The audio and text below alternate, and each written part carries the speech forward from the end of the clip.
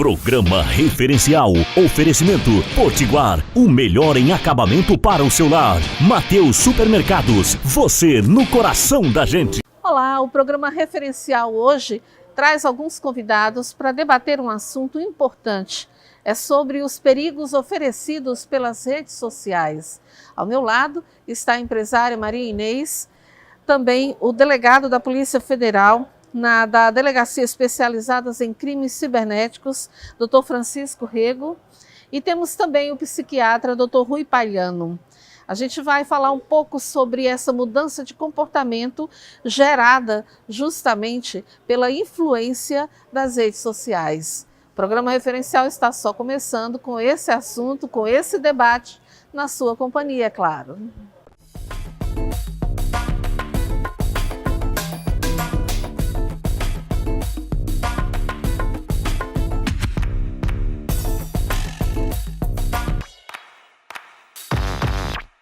Cinco estudantes, duas funcionárias do Colégio Raul Brasil em São Paulo, além do tio, de um dos atiradores, foram mortos durante um massacre num colégio.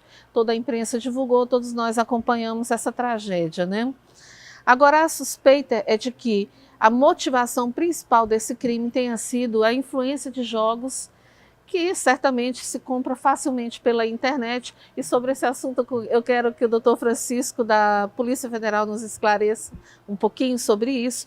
Mas eu quero começar perguntando para o Dr. Rui Palhano, Dr. Rui, até que ponto realmente esses jogos podem influenciar na mudança de comportamento, desses jovens hoje?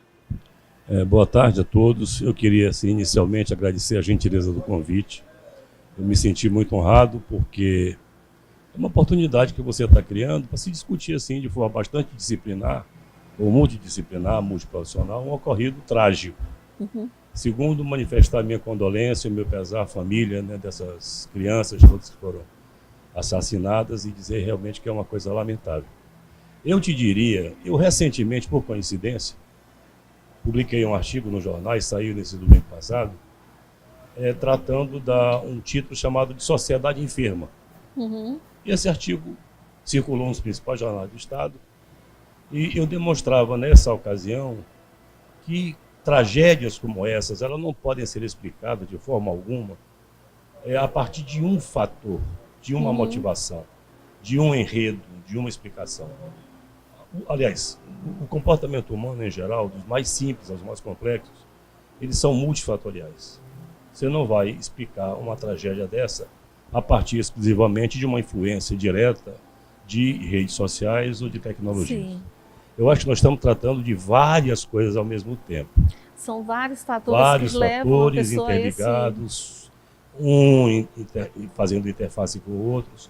Do meu ponto de vista, do ponto de vista comportamental e do ponto de vista psiquiátrico, não seria qualquer surpresa na pesquisa que está sendo feita por diferentes instituições descobrirem que também esses garotos são doentes mentais.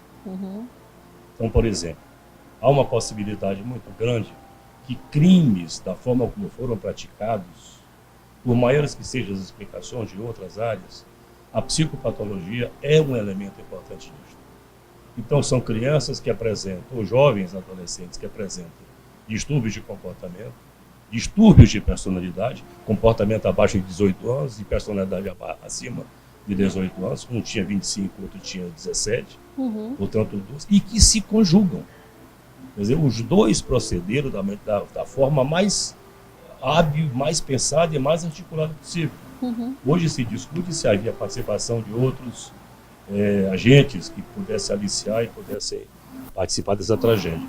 Mas dentro da sua pergunta, eu te diria que vários fatores são interconvenientes, contribuem, colaboram para a expressão final desse resultado. Não se pode, numa tragédia como essa, apontar rede social ou tecnologias como sendo fatores isoladamente importantes nisso. Inês, você teve uma experiência com seu filho que estava muito acostumado a ficar mais em jogo, gastando muito tempo com jogos na internet, Você considera esse comportamento dele, como é que você avalia? Você acha que esse comportamento dele mudou em função de algum jogo, alguma coisa assim? Quanto a isso, Alcineia, eu não tenho a menor dúvida, porque tudo começa com um brinquedo. Meu filho ganhou de presente aos 12 anos de idade um brinquedo. Um videogame é um brinquedo. Só que aquele brinquedo se tornou uma arma. Isso na mão do meu filho. Como o Dr. Rui falou, há N fatores. Não quer dizer que a minha filha brinca de videogame. Ela brinca. Minha filha tem 28 anos e ela brinca de videogame. É um brinquedo. Mas para o meu filho não se tornou um brinquedo, se tornou uma arma. Então, há um certo preconceito em assumir, as famílias, principalmente mães, pais e mães, em assumir o que está acontecendo. É muito difícil você pegar e abrir a cortina e admitir que aquilo está acontecendo com teu filho. Nas minhas experiências que eu já tive de contar para algumas pessoas mais próximas, algumas delas, eu percebi no olhar que elas estavam vivendo o que eu vivi. E uma coisa eu tenho certeza absoluta hoje. Sozinha nós não teríamos conseguido, nem eu nem meu filho. Nós não teríamos conseguido. E quanto ao comportamento, ele passou de um menino dócil, nota 10 na escola, um menino que se enturmava muito rápido, ele se transformou em uma pessoa completamente diferente. Até o olhar dele, há um certo tempo depois, quando eu resolvi enxergar o que estava acontecendo, eu percebi que o olhar dele não era o mesmo olhar. Então, a agressividade existe, sim. Eu fui parar numa clínica com meu filho porque ele partiu para agressão. Por quê? E aí precisou de ajuda, Eu precisei de ajuda. Eu precisei de ajuda mais do que ele naquele momento. Porque a mãe, por medo de dizer não, porque ele vai se zangar, ele vai reagir. Assim como meu filho reagiu, eu acredito que outros também tenham a mesma reação, se não bem parecidas. A agressão física, ela foi real. No meu caso, ela foi real. O meu filho não me reconhecia e nem eu o reconhecia. Ele dizia que ele só se sentia feliz quando ele estava na frente daquele quadrado, que aquele era o mundo dele. Então ele deixou de tomar banho, ele deixou de estudar, ele saiu da faculdade, ele deixou os amigos e ele, por fim, abandonou completamente a família. Eu e a irmã dele, que a gente sempre foi muito brincalhão, muito unido de sair. Vamos ao cinema? Não. Vamos à praia? Não. Vamos comer uma pizza? Não, pede a pizza para casa. Ele não tinha tempo, ele nunca tinha tempo. É um perigo, né?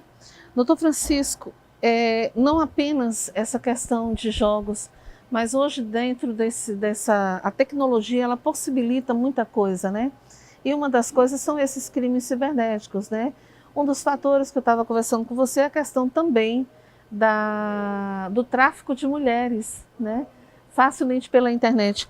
Como é que hoje a Polícia Federal está lidando com essas situações aqui no Maranhão? Boa tarde a você e a seus telespectadores, né? A gente agradece essa oportunidade de estar esclarecendo aqui a Polícia Federal, né, na minha figura. Os jogos em si, como o Dr. Rui já havia falado, eles não são ilegais. Ele, por si, o uso dele, joga eles, até porque eles têm uma classificação etária, né? Conforme a idade de cada um, e cabe aos pais ver se ele está adequado ou não à idade do seu filho e ver o que é que ele está fazendo naquele jogo, enfim, tentar monitorar de uma forma ou outra, né? Não existe uma lei, algo específico, né, que se proíba, por exemplo, a venda de jogos via internet? Não se proíbe porque, assim, se você tem mais de 18 anos e aquele jogo ali, só depender da classificação dele, ele pode ser jogado por uma pessoa daquela idade, não haveria problema, a não ser que esse jogo, assim, seja, digamos assim, incite crimes como pornografia infantil ou violência, crime de ódio, alguma coisa assim, né? Mas a violência em si, só do jogo ali, ela não seria ilegal, né? Tanto que muitos desses jogos são comercializados e você não vê as pessoas, né, matando umas às outras, né? Sempre há digamos assim, algum pano de fundo por trás disso daí, como o Dr. Rui falou, uma doença psíquica, uma desestrutura familiar, tem alguma coisa que vai desencadear isso, né? Então, assim, eu acho que a gente pode orientar que os pais estejam mais, assim, presentes, né, assim, nessa parte da questão de estar acessando o computador. Existem ferramentas que os pais podem ter acesso na internet, é só você procurar no Google que você pode monitorar o seu filho, né, facilmente, ver o que é que ele está fazendo, ver qual é o jogo que ele está jogando e às vezes restringir algumas páginas que não seriam assim apropriadas para a idade dele, Seria né, uma forma no seu de se julgamento. controlar, né? Seria uma forma assim minimamente de você controlar, né, o que é que ele está assistindo, o que é que ele está jogando, entendeu? E se tornar ali mais presente na vida dele, né? Em relação ao tráfico de mulheres, isso daí já existe desde até, né, a internet ser mais difundida, né? Agora com a internet tornou um veículo mais fácil.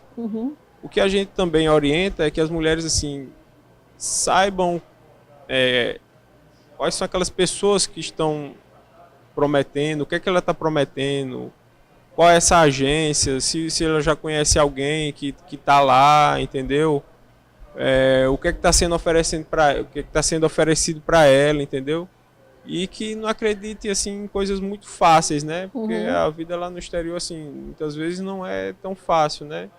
E você receber Ela pode, inclusive, buscar, pesquisar junto à própria Polícia Federal. Exatamente, né? Pode pesquisar para a gente, ou então, se você está um familiar seu que foi, né, para lá e você já não tem notícia há muitos anos ou há muitos meses, você suspeita que ele pode estar sendo vítima, né, de tráfico de pessoas, de mulheres ou sexual, então que procure a gente e a gente vai tentar ajudar. Bom, a gente vai continuar falando sobre esse assunto logo após o intervalo. Vamos fazer só rapidinho um intervalinho, vamos pelar outro cá e eu volto já para continuar esse bate-papo aqui com os nossos convidados.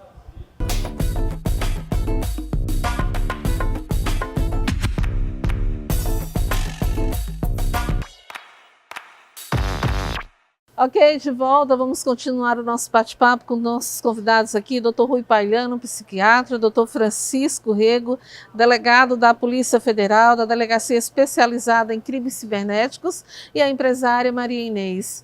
O assunto aqui, gente, é justamente sobre essa mudança de comportamento, porque como o Dr. Rui estava colocando aqui para nós, a gente vive uma desagregação social, né, Dr. Rui? Eu chamo de desagregação plena. Porque poucas são as ocasiões na sociedade contemporânea em que você se sinta plenamente satisfeito. Se você vai para as instituições também, quer dizer, uma conturbação muito grande. As próprias relações humanas estão muito cindidas. As pessoas não confiam mais na outra, não se amam mais, não se solidarizam mais, não há mais afeição entre os homens. A gente tem aqui, por exemplo, o índice de 65 mil homicídios, essa situação do feminicídio campeão do Brasil inteiro. É um absurdo, essas coisas né? são antes da Bíblia, mas na modernidade estão tomando uma configuração assim insuportável. 10 mil suicídios por ano. Um descontrole absoluto com relação ao tráfico de drogas, com relação, por exemplo, ao uso de drogas. Drogas que induzem a comportamentos díspares, doentes. O campeamento de doenças emocionais gigantescas. Depressão, por exemplo, está aí, atingindo milhões e milhões, não só de pessoas adultas, mas de crianças. Eu tenho crianças com 9, com 10, com 11 anos com depressão, com transtornos graves de ansiedade. Então, se você for somar esse contingente enorme de mazelas, de problemas graves sociais e psicológicos, a gente não pode esperar outra coisa. Doutor Rui, agora essa questão toda está muito ligada também à questão da educação dentro de casa? Olha, eu sempre considero que dentro de casa é o ninho. É lá que você vai aprender e desaprender as coisas. Você pode aprender coisas que são muito importantes para a sua vida inteira ou não aprendê-las. Não é isso? Um filho bem tratado, um filho referencial, um filho que entende, que vê nos pais uma fonte de comunicação, de diálogo, os pais se abraçarem, se beijarem, se compreenderem. Você fomenta uma relação sadia e positiva para essa criança a vida inteira. Um filho em que pai está uma banda, o outro pai está para o outro lado, o irmão está não sei para onde, ou fica no anonimato, numa segregação própria familiar. Que ambiente é esse que você possa esperar que esse filho possa crescer e se desenvolver de forma saudável? Do ponto de vista psiquiátrico, nós temos demandas psicológicas fundamentais sem as quais você não cresce. E as doenças mentais aparecem em qualquer momento da vida. E uma dessas condições é essa família anônima. Uma família que não tem referência um para o outro. É cada um vivendo a sua vida própria e vivendo de forma muito complicada, muito díspara. Doutor Rui, eu queria fazer uma pergunta. Quero fazer uma pergunta. Essa busca que o senhor falou aí, a gente, eu, pai e mãe, a gente tem que trabalhar muito. Porque a gente quer dar uma boa educação, quer pagar uma boa faculdade, porque a escola pública, você sabe que dentre 1000, 2 são excelentes, as outras são péssimas. Infelizmente, a gente tem que admitir isso. Nessa busca da gente ter para dar o melhor, a gente termina deixando o filho um pouco que isoladamente, sozinho. Você sai cedo, você chega tarde, a gente acaba falhando nisso não por querer. A pergunta que eu quero lhe fazer é, esse filho que está lá sozinho, que ele tem acesso, que nem o doutor falou, que ele tem acesso... O doutor Francisco falou agora há pouco. Está lá a restrição para 18 anos, mas qualquer uma criança de 7 anos, ele tem acesso. Ele vai lá, dá um clique, dá um enter, ele não precisa de um número de CPF, ele não precisa de nada. Então, aquela criança que está lá só, em casa, ela vai se tornar uma pessoa violenta por causa de um videogame? Eu acho que não. Eu acho que a violência já foi cometida quando o pai e a mãe deixam a criança sozinha. Eu acho que a pior das violências é você não educar seu filho. Para mim, não há pior violência na face da terra do que uma família que não educa essa criança. Educar no sentido literal da palavra, educar no sentido de você cuidar, de você zelar, de você proteger, de você promover o amor, a compreensão, a proteção dessa família.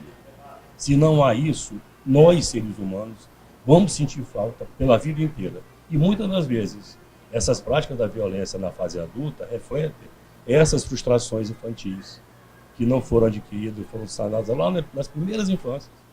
Às vezes o pai tem que trabalhar mesmo para poder manter a família, tem que trabalhar 2 expedientes, 3 expedientes. Maravilha, mas terá que ter um tempo mínimo que seja de 1 minuto, que possa colocar esse filho no colo, que possa abraçar esse filho, que possa beijar esse filho, que possa dizer uma palavra de carinho, que possa abraçá-lo assim profundamente e dizer que você está do seu lado. Mas não está acontecendo isso. As famílias todas estão vivendo cada um para o seu canto. O pai não conversa mais com a mulher ou com o filho. Às vezes tem até uma descrição, doutor, de fases assim, por exemplo, o casal chega em sua casa, ficarem deitados na mesma cama, e o sujeito com o telefone celular apontado de um lado e a mulher do outro. Eles não conversam, o mínimo, vão almoçar e não tem a menor chance de conversar entre si, de trocarem uma ideia. Como é que foi teu dia? Como é que foi tua noite? Muitos pais, até para a criança ficar quieta, entrega logo o telefone, né? E só acrescentando assim, você mesmo que se ausente de casa, hoje em dia existem ferramentas para você bloquear o acesso de certos sites ou de você baixar certos jogos ou arquivos que sejam inapropriados para o seu filho, conforme o filtro que você coloca na máquina lá. Você tem um software que você faz isso. Ou então você, pai, quando você chegar em casa, você pode acessar a máquina que seu filho estava mexendo, né, navegando e saber por onde ele esteve, o que é que ele viu. Como o doutor Rui estava falando, você tem que se mostrar presente em algum momento ou de alguma forma, ou procurar ferramentas para tanto, né? Você também não pode deixar seu filho livre, não, porque se você deixar ele livre, uma criança de 7, 8 anos vai ter acesso a coisas, né, que jamais seria apropriado para ele. Se uma criança tem esse acesso, imagina um adulto, né? Exatamente. Veja o que aconteceu na França agora. O governo francês proibiu o acesso de crianças e estudantes com o telefone celular. Por quê? Porque foi identificado no sistema de educação francês que essa prática de você levar um celular para seu ambiente de escola estava prejudicando o desenvolvimento dessas crianças. Então são medidas públicas importantes. O que o doutor está nos falando, o doutor Francisco, regulamentar, quer dizer, o pai, não é que ele fique 24 horas com esse filho, mas que 1 minuto, e de lá do seu trabalho, escuta, você está bem? Como é que você está? Está tudo bem com você? São manifestações simples. E usar de ferramentas, né? Como o doutor Francisco colocou, porque hoje isso é possível, né? Facilmente. Né? Doutor Francisco, não é fácil para a mãe que fica ausente, que né, o doutor Rui explicou agora há pouco, dizer não. Dizer não para o teu filho, por quê? Eu vou restringir tais acessos. Eu tô falando isso como mãe que viveu o que o senhor explicou agora há pouco. Eu coloquei a ferramenta, o cadeadozinho, mas a minha consciência, pelo fato de eu estar fora de casa há muito tempo, poxa, mas eu tirar a única coisa que podia deixar meu filho distrair um pouco, e foi aí que eu errei. E o alerta que eu deixo, eu como mãe e como uma pessoa que passou por uma experiência dessa, é que os pais aprendam a dizer não. Não. Não, não, não e não. Porque vai chegar um momento que você dizer não e ele te desafiar com um olhar e dizer não para você. É você quem tem que ouvir o meu não. E essa é a parte mais difícil. O doutor explicou muito bem a questão do amor, de você estar fora, de você dar atenção. Nem que seja por um minuto, você parar, o dia chegou, mas nesse minuto a gente tem que, infelizmente, dizer não. Não é fácil, não é a coisa mais simples do mundo. Você dizer, olha, eu vou colocar uma ferramenta, eu vou tirar o celular do meu filho. Ele chora, bate o pé e você, por querer acalmá-lo, porque está muito tempo fora, porque você já está com a cabeça estourando, você cede. E eu acho que esse ceder, doutor Rui, ele aí é que está o X da questão. É na questão do ceder. Eu vou dar, eu vou liberar, vou liberar. Porque, não, eu vou tirar. Você tira, mas depois você vai liberando aos poucos. Eu acho que quando um pai ou uma mãe disser não, ele vai ter que segurar esse não. Vai ter que ser duro o suficiente para dizer não. Porque no futuro esse não vai dizer assim, olha, isso foi o melhor sim que eu já disse na minha vida para mim. É verdade. A mudança de comportamento é gerada mesmo dentro de casa, né?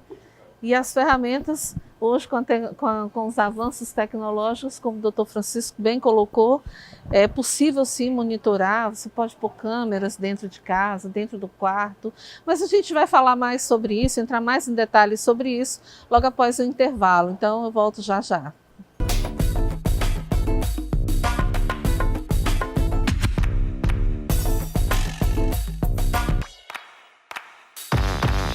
Bom, de volta, vamos continuar conversando. A Inês estava aqui falando sobre essa questão do sim, do não, né, Inês, dizer não, mas pela tua experiência que você teve com o seu filho, o que você poderia dizer realmente para muitas mães ou pais que não estão acertando bem aí nessa questão da educação com os filhos? Olha, o primeiro passo é você admitir que aquilo está acontecendo, o que não é fácil, principalmente na questão jogos, ainda há uma série de preconceitos, digamos assim, admitir. E tem gente que não acredita que aquilo acontece, que aquilo é possível. Seu filho estava viciado em jogos. Gente, olha, teu filho mudou de comportamento, presta atenção. Teu filho mudou o olhar, tu presta atenção. Teu filho deixou de tomar banho no horário correto, naquele horário costumeiro, fica atenta, presta atenção. Que nem eu estava falando agora na hora do intervalo, não é teu filho que está precisando de ajuda, não é ele. A ajuda, acho que tem que começar, você tem que admitir que você está precisando de ajuda. Se eu não tivesse tido ajuda, uma ajuda psicológica, ajuda psiquiátrica, ajuda neuro, eu não teria conseguido, nem eu nem meu filho.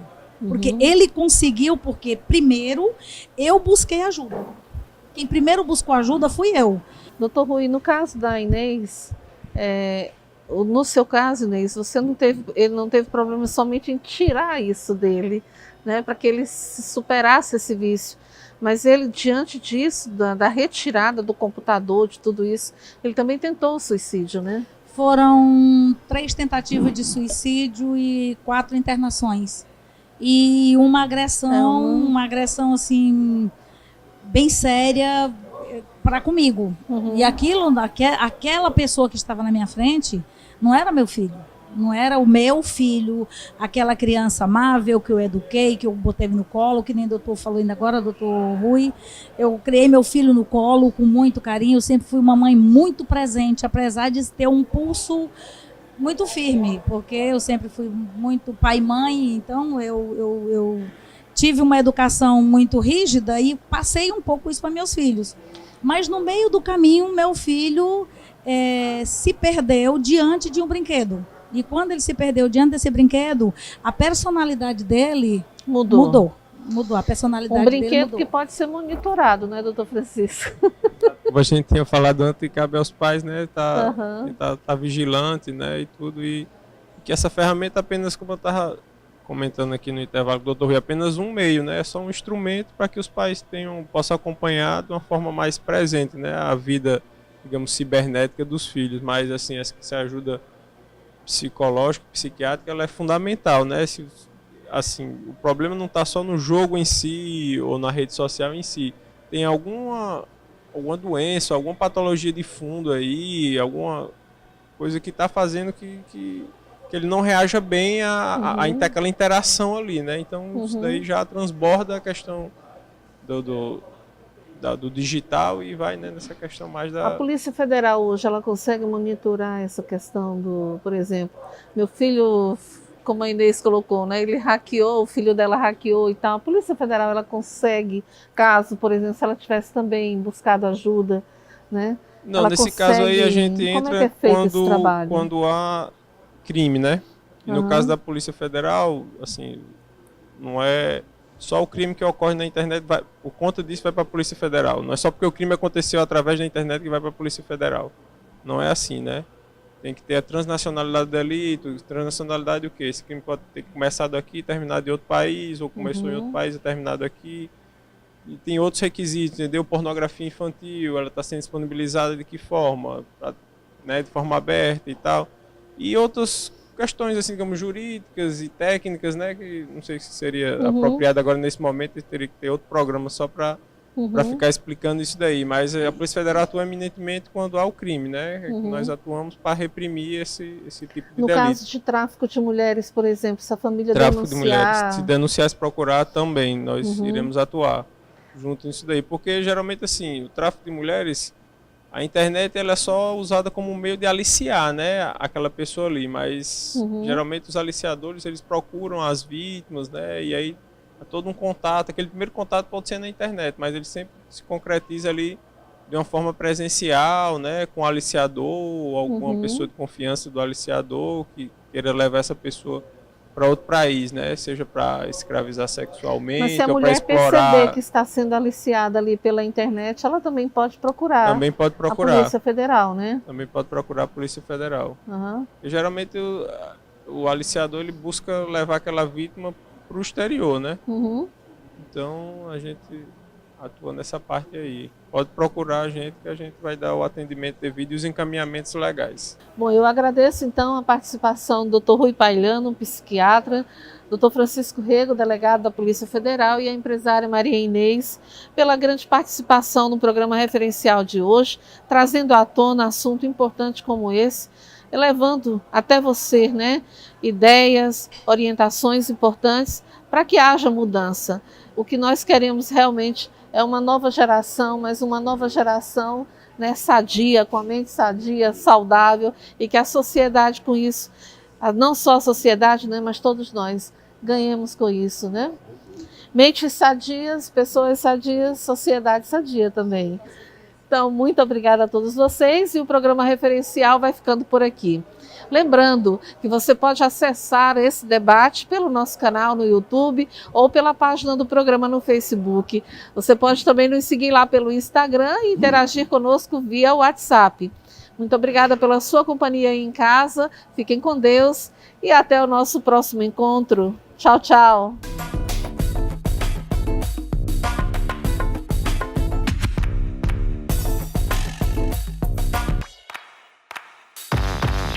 Programa Referencial. Oferecimento Potiguar. O melhor em acabamento para o seu lar. Mateus Supermercados. Você no coração da gente.